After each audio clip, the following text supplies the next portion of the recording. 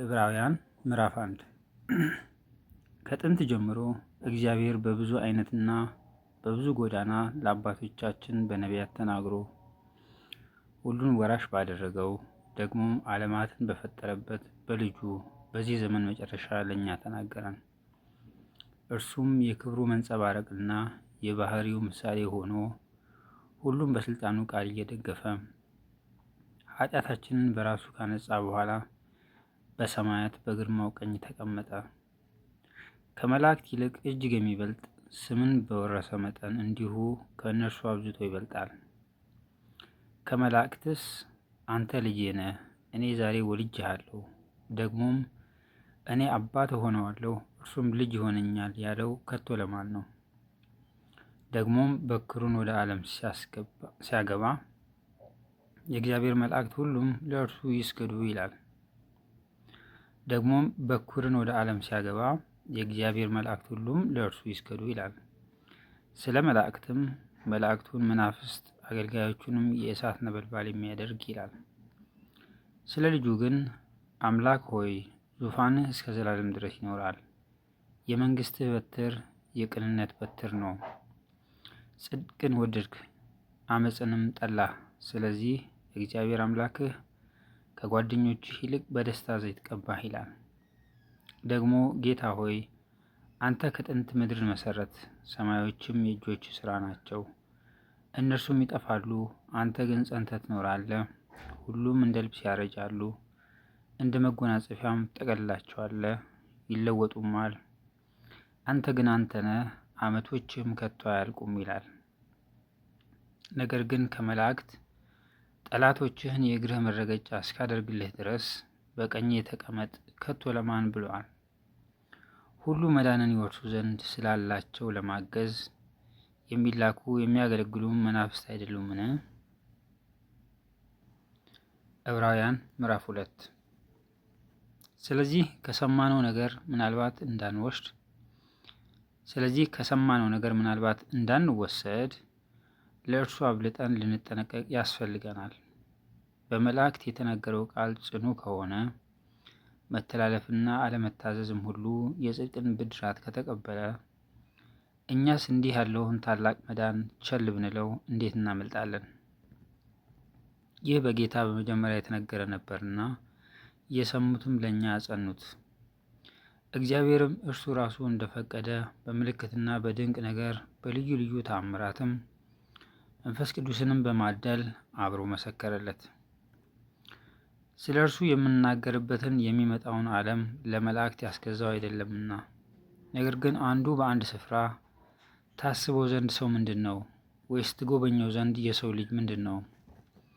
ከመላእክት ይልቅ በጥቂት አሳነሰው፣ የክብርና የምስጋና ዘውድ ጫንለት፣ በእጆችም ሥራ ላይ ሾምኸው።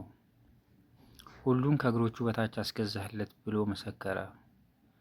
ሁሉን ከእርሱ በታች ባስገዛ ጊዜ ያልተገዛለት ምንም አልተወምና፣ አሁን ግን ሁሉ እንደተገዛለት ገና አናይም። ነገር ግን በእግዚአብሔር ጸጋ ስለ ሰው ሁሉ ሞትን ይቀምስ ዘንድ ከመላእክት ይልቅ በጥቂት አንሶ የነበረውን ኢየሱስን ከሞት መከራ የተነሳ የክብርና የምስጋናን ዘውድ ተጭኖ እናየዋለን። ብዙ ልጆችን ወደ ክብር ሲያመጣ የመዳናቸውን ራስ በመከራ ይፈጽም ዘንድ ከእርሱ የተነሳ ሁሉ በእርሱም ሁሉ ለሆነ ለእርሱ ተገብቶታልና፣ የሚቀድሰውና የሚቀደሱት ሁሉ ከአንድ ናቸውና። ስለዚህም ምክንያት ስምህን ለወንድሞቼ እነግራቸዋለሁ፣ በማኅበርም መካከል በዜማ አመሰግንሃለሁ። ደግሞም እኔ በእርሱ እታመናለሁ። ደግሞም እነሆኝ እኔን እግዚአብሔር የሰጠኝንም ልጆች ሲል ወንድሞች ብሎ ሊጠራቸው አያፍርም። እንግዲህ ልጆቹ በሥጋና በደም ስለሚካፈሉ እሱ ደግሞ በሞት ላይ ሥልጣን ያለውን በሞት እንዲሽር ይኸውም ዲያብሎስ ነው። በሕይወታቸውም ሁሉ ስለ ሞት ፍርድ በባርነት ይታሰሩ የነበሩትን ሁሉ ነፃ እንዲያወጣ በሥጋና በደም እንዲሁ ተካፈለ።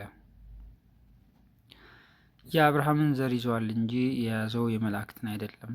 ስለዚህ የሕዝብን ኃጢአት ለማስተሰረይ ለእግዚአብሔር በሆነው ነገር ሁሉ የሚምርና የታመነ ሊቀ ካህናት እንዲሆን በነገር ሁሉ ወንድሞችን ሊመስል ተገባው።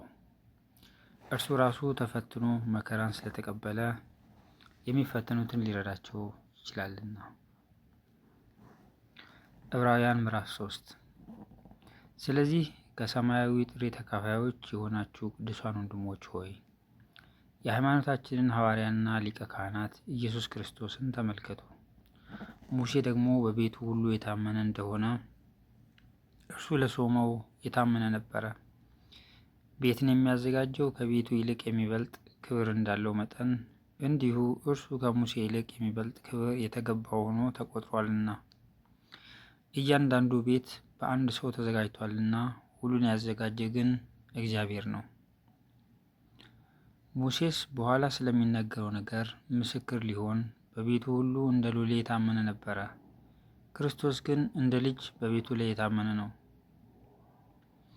እኛም የምንደፍርበትን የምንመካበትንም ተስፋ እስከ መጨረሻው አጽንተን ብንጠብቅ ቤቱ ነን። ስለዚህ መንፈስ ቅዱስ እንደሚል ዛሬ ድምፁን ብትሰሙት አባቶቻችሁ እኔን የፈተኑበት የመረመሩበትም 40 ዓመትም ስራዬን ያዩበት በምድረ በዳ በፈተና ቀን በማስመረር እንደሆነ ልባችሁን እልከኛ አታድርጉ። ስለዚህ ያን ትውልድ ተቆጥቼ ዘወትር በልባቸው ይስታሉ፣ መንገዴን ግን አላወቁም አልሁ። እንዲሁ ወደ እረፍቴ አይገቡም ብዬ በቁጣዬ ማልሁ። ወንድሞች ሆይ ምናልባት ሕያው እግዚአብሔርን የሚያስክዳችሁ ክፉና የማያምን ልብ ከእናንተ በአንዳችሁ እንዳይኖር ተጠንቀቁ። ነገር ግን ከእናንተ ማንም በኃጢአት መታለል እልከኛ እንዳይሆን ዛሬ ተብሎ ሲጠራ ሳለ በእያንዳንዱ ቀን እርስ በርሳችሁ ተመካከሩ። የመጀመሪያ እምነታችንን እስከ መጨረሻው አጽንተን ብንጠብቅ የክርስቶስ ተካፋዮች ሆነናልና እየተባለ ዛሬ ድምፁን ብትሰሙት በማስመረር እንደሆነ ልባችሁን እልከኛ አታድርጉ። ሰምተው ያስመረሩት እነማን ነበሩ? በሙሴ ተመርተው ከግብፅ የወጡ ሁሉ አይደሉምን? 40 ዓመትም የተቆጣባቸው እነማን ነበሩ? ሬሳቸው በምድረ በዳ የወደቀ ኃጢአትን ያደረጉት እነርሱ አይደሉምን? ካልታዘዙትም በቀር ወደ እረፍቱ እንዳይገቡ የማለባቸው እነማን ነበሩ? ባለማመናቸውም ጠንቅ ሊገቡ እንዳልተቻላቸው እናያለን። ዕብራውያን ምዕራፍ 4 እንግዲህ ወደ እረፍቱ ለመግባት ተስፋ ገና ቀርቶልን ከሆነ ምናልባት ከእናንተ ማንም የማይበቃ መስሎ እንዳይታይ እንፍራ። ለእነዚያ ደግሞ እንደተነገረ ለእኛ የምስራች ተሰብኮናልና፣ ዳሩ ግን የሰሙት ቃል ከሰሚዎቹ ጋር በእምነት ስላልተዋሃደ አልጠቀማቸውም። ስራው ዓለም ከተፈጠረ ጀምሮ ምንም እንኳ ቢፈጸም እንዲህ ወደ እረፍቴ አይገቡም ብዬ በቁጣዬ ማልሁ እንዳለ እኛስ ያመንን ወደ እረፍቱ እንገባለን። ስለ 7ኛው ቀን በአንድ ስፍራ እግዚአብሔርም በ7ኛው ቀን ከስራው ሁሉ አረፈ ብሏልና፣ በዚህ ስፍራም ደግሞ ወደ እረፍቴ አይገቡም። እንግዲህ አንዳንዶች በዚያ እንዲገቡ ስለቀሩ ቀድሞም የምስራች የተሰበከላቸው ባለመታዘዝ ጠንቅ ስላልገቡ ዛሬ ድምፁን ብትሰሙት ልባችሁን እልከኛ አታድርጉ። በፊት እንደተባለ ይህን ከሚያህል ዘመን በኋላ በዳዊት ሲናገር ዛሬ ብሎ አንድ ቀን እንደገና ይቀጥራል። ኢያሱ አሳርፏቸው ኖሮ ቢሆንስ ከዚያ በኋላ ስለሌላ ቀን ባልተናገረ ነበር። እንግዲያስ የሰንበት እረፍት ለእግዚአብሔር ሕዝብ ቀርቶላቸዋል። ወደ እረፍቱ የገባ እግዚአብሔር ከስራው እንዳረፈ እርሱ ደግሞ ከስራው አርፏልና። እንግዲህ እንደዚያ እንዳለመታዘዝ ምሳሌ ማንም እንዳይወድቅ ወደዚያ እረፍት ለመግባት እንትጋ። የእግዚአብሔር ቃል ሕያው ነውና የሚሰራም ሁለትም አፍ ካለው ሰይፍ ሁሉ ይልቅ የተሳለ ነው፣ ነፍስንና መንፈስንም ጅማትንና ቅልጥምንም እስኪለይ ድረስ ይወጋል፣ የልብንም ስሜትና ሀሳብ ይመረምራል። እኛም በሚቆጣጠር በእርሱ ዓይኖቹ ፊት ሁሉ ነገር የተራቆተና የተገለጠ ነው እንጂ በእርሱ ፊት የተሰወረ ፍጥረት የለም። እንግዲህ በሰማያት ያለፈ ትልቅ ሊቀ ካህናት የእግዚአብሔር ልጅ ኢየሱስ ስላለን ጸንተን ሃይማኖታችንን እንጠብቅ። ከኃጢአት በቀር በነገር ሁሉ እንደኛ የተፈተነ ነው እንጂ በድካማችን ሊራራልን የማይችል ሊቀ ካህናት የለንም። እንግዲህ ምሕረትን እንድንቀበል በሚያስፈልገንም ጊዜ የሚረዳንን ጸጋ እንድናገኝ ወደ ጸጋው ዙፋን በእምነት እንቅረብ።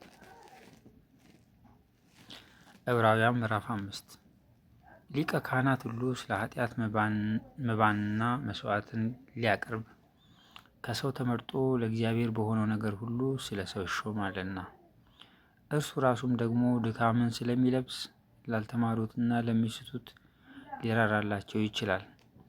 በዚህም ምክንያት ስለ ሕዝብ እንደሚያቀርብ እንዲሁ ስለ ራሱ ደግሞ መስዋዕትን ስለ ኃጢአት ሊያቀርብ ይገባዋል። እንደ አሮንም በእግዚአብሔር ከተጠራ በቀር ማንም ክብሩን ለራሱ የሚወስድ የለም። እንዲሁ ክርስቶስ ደግሞ ሊቀ ካህናት ሊሆን ራሱን አላከበረም። ነገር ግን አንተ ልጄ ነህ፣ እኔ ዛሬ ወልጄሃለሁ ያለው እርሱ ነው። እንደዚህም በሌላ ስፍራ ደግሞ አንተ እንደ መልከ ጼዴቅ ሹመት ለዘላለም ካህን ነህ ይላል። እርሱም በሥጋው ወራት ከሞት ሊያድነው ወደሚችል ከብርቱ ጩኸትና ከእንባ ጋር ጸሎትንና ምልጃን አቀረበ። እግዚአብሔርንም ስለ መፍራቱ ተሰማለት። ምንም ልጅ ቢሆን ከተቀበለው መከራ መታዘዝን ተማረ። ከተፈጸመም በኋላ በእግዚአብሔር እንደ መልከ ጼዴቅ ሹመት ሊቀ ካህናት ተብሎ ስለተጠራ ለሚታዘዙለት ሁሉ የዘላለም መዳን ምክንያት ሆነላቸው። ስለ እርሱም የምንናገረው ብዙ ነገር አለን። ጆሮቻችሁም ስለፈዘዙ በቃል ልንተረጉመው ጭንቅ ነው። ከጊዜው የተነሳ አስተማሪዎች ልትሆኑ ሲገባችሁ አንድ ሰው ስለ እግዚአብሔር ቃላት መጀመሪያ ያለውን የሕፃንነትን ትምህርት እንዲያስተምራችሁ እንደገና ያስፈልጋችኋልና፣ የሚያስፈልጋችሁም ወተት ነው እንጂ ጠንካራ ምግብ አይደለም። ወተት የሚጋት ሁሉ ሕፃን ስለሆነ የጽድቅን ቃል አያውቅምና፣ ጠንካራ ምግብ ግን መልካሙንና ክፉን ለመለየት በስራቸው የለመደ ልቡና ላላቸው ለፍጹማን ሰዎች ነው።